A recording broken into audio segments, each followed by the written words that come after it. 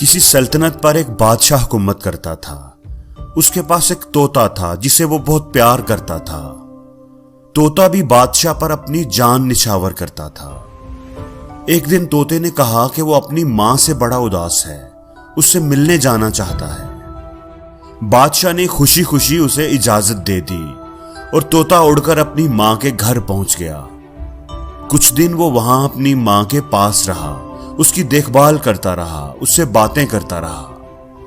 ایک دن اس کی ماں نے بتایا کہ یہاں پر ایک آم کا درخت ہے جس کے بارے مشہور ہے کہ اس درخت کا پھل جو بھی کھا لیتا ہے وہ ہمیشہ کے لیے زندہ رہتا ہے، ہمیشہ کے لیے صحت مند اور تندرست رہتا ہے۔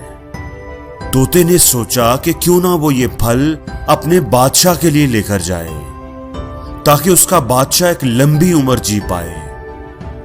طوطے نے اس درخت سے ایک آم اتار کر اپنی چونچ میں پکڑ لیا اور محل کی طرف پرواز کرنا شروع کر دی۔ راستے میں شام ہو گئی تو وہ پھل کو ایک درخت کے نیچے رکھ کر سو گیا۔ رات کو ایک سانپ نے آ کر اس پھل کو کاٹ لیا، جس کی وجہ سے وہ پھل زہریلا ہو گیا، لیکن طوطے کو اس بات کا پتہ نہ چل سکا۔ صبح طوطا اٹھا اور پھل لے کر بادشاہ کے دربار میں پہنچ گیا اور اسے ساری بات بتائی کہ یہ پھل کھانے والا ہمیشہ زندہ رہتا ہے اور میں یہ آپ کے لیے لے کر آیا ہوں۔ بادشاہ یہ سن کر حیران بھی ہوا اور خوش بھی۔ اس نے تجربہ کرنے کے لیے تھوڑا سا پھل اپنے کتے کو کھلایا۔ اب پھل چونکہ زہریلا تھا تو کتا وہ پھل کھا کر مر گیا۔ یہ دیکھ کر بادشاہ کو بڑا غصہ آیا کہ میں تو اس طوطے کو دوست سمجھتا تھا، اس سے اتنا پیار کرتا تھا اور یہ مجھے مارنا چاہتا ہے۔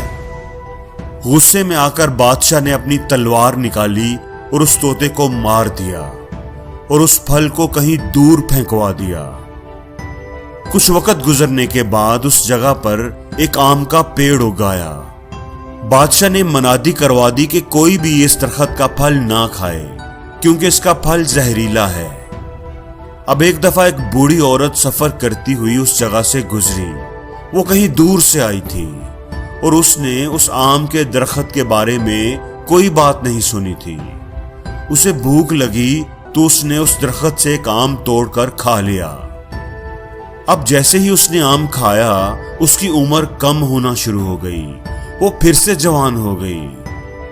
اب لوگوں نے جب یہ سب دیکھا تو وہ اس عورت کو پکڑ کر بادشاہ کے پاس لے آئے۔ جب بادشاہ نے اس کی بات سنی تو اسے سمجھ آئی کہ اس سے کتنی بڑی غلطی ہو چکی تھی۔